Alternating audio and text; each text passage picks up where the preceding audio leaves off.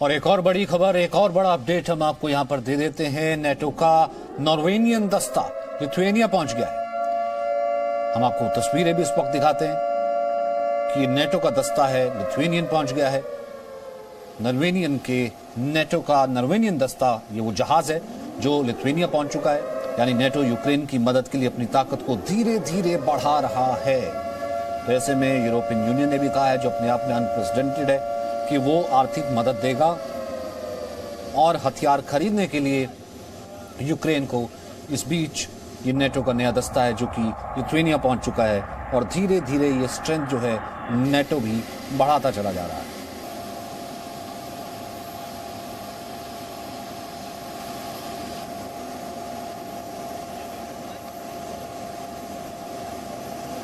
तो NATO commanders, NATO अफसर नजर आ रहे हैं। हालांकि सीधे तौर पर नेटो फोर्सेस इन्वॉल्व नहीं हैं, लेकिन नेटो जो है अपनी कंट्रीज में जिसके साथ जो कि नेटो कंट्री का करार है, उन कंट्रीज में नेटो लगातार अपनी मौजूदगी को बढ़ा रहा है।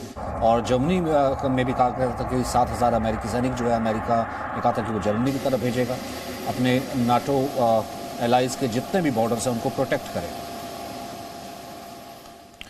वहीं रूस और यूक्रेन के बीच चल रही जंग में फिलहाल शांति का रास्ता तलाशा जा रहा है, लेकिन जब तक शांति नहीं होती तब तक संग्राम चलता रहेगा, क्योंकि रूस अगर अड़ा है तो यूक्रेन भी डट कर खड़ा है। ऐलान सीधा है, मारेंगे, मरेंगे या मारेंगे, पर पीछे नहीं हटेंगे।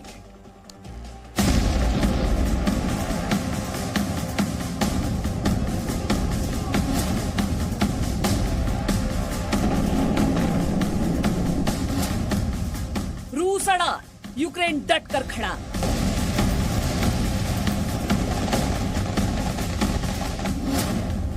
आजादी जान की बाजी लगा दी।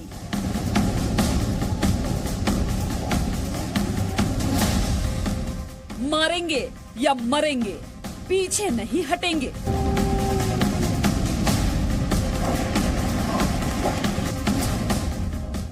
यूक्रेन की जनता का जोश हाई है।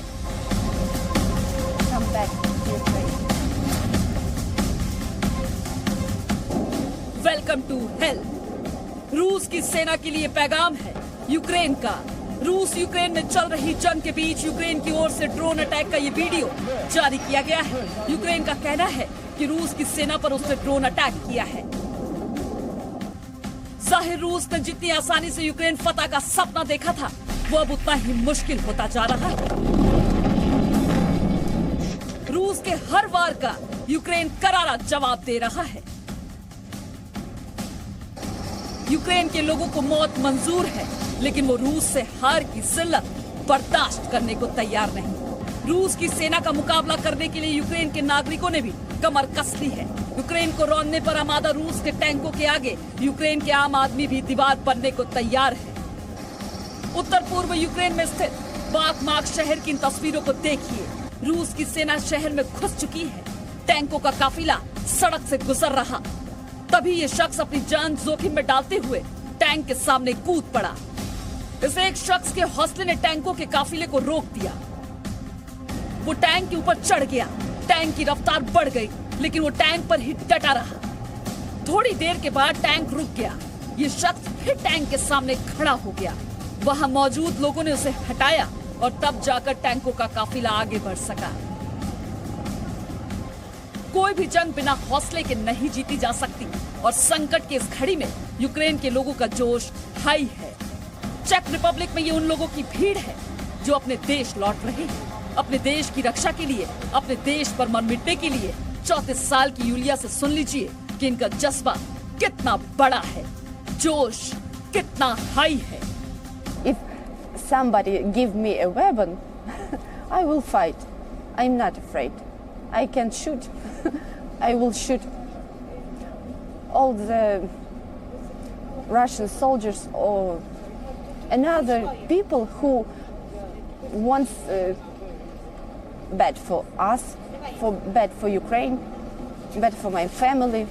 I can shoot. I'm not afraid. I want to fight. खुद यूक्रेन को भी भरोसा नहीं था कि रूस के आगे वो इतने दिनों तक टिक पाएगा, लेकिन जंग ने यूक्रेन को शायद ये सबक सिखा दिया है कि बिना लड़े हथियार डाल देने से बुरा कुछ भी नहीं। इसलिए यूक्रेन आखिरी सांस तक लड़ना चाहता है। यूक्रेन के आम शहरी मर मिटने को तैयार है तो यूक्रेन की फौज भी पलटवार में जुटी है। यूक्रेन का दावा है कि अलग अलग जगहों पर उसने 4300 से ज्यादा रूसी सैनिकों को मार गिराया है। रूसी सेना के 146 टैंक भी तबाह कर दिए हैं। रूस के 27 फाइटर जेट और 26 हेलीकॉप्टर भी मार गिराने का दावा यूक्रेन की फौज कर रही है। यूक्रेन के मुताबिक रूस की 49 तोप, 30 ऑटोमोबाइल उपकरण और 706 बख्तरबंद गाड़ियां भी नष्ट हो चुकी हैं।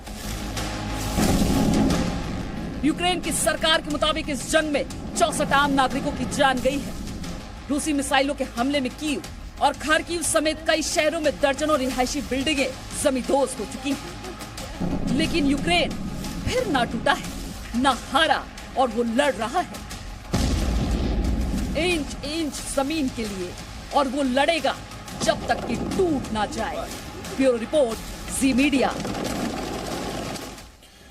युद्ध का असर अब रशिया पर भी दिखने लगा है, क्योंकि रूस पर लगे प्रतिबंधों का असर अब वहां की जनता पर भी दिख रहा है। प्रतिबंधों के कारण लोगों को एटीएम के बाहर घंटों इंतजार करना पड़ रहा है। किसी का बैंक कार्ड काम करना बंद हो गया है तो किसी के बैंक ने पैसे निकालने की सीमा कम कर दी है।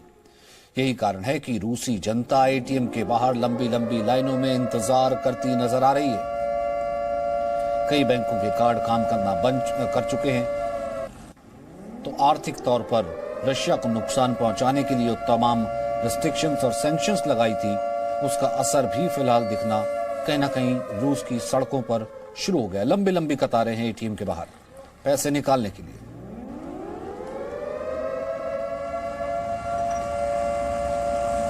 क्योंकि स्विफ्ट से भी निकालने पर बात चल रही है। इससे पहले तमाम जो फाइनेंशियल इंस्टीट्यूशंस हैं और जो बैंक्स हैं उसको लेकर के पाबंदी झेल ही रहा है। ब्रिटेन ने पाबंदी लगाई है, अमेरिका ने पाबंदी लगाई है, ईयू ने पाबंदी लगाई है, और उसका असर भी फिलहाल इन तस्वीरों में दिख रहा है।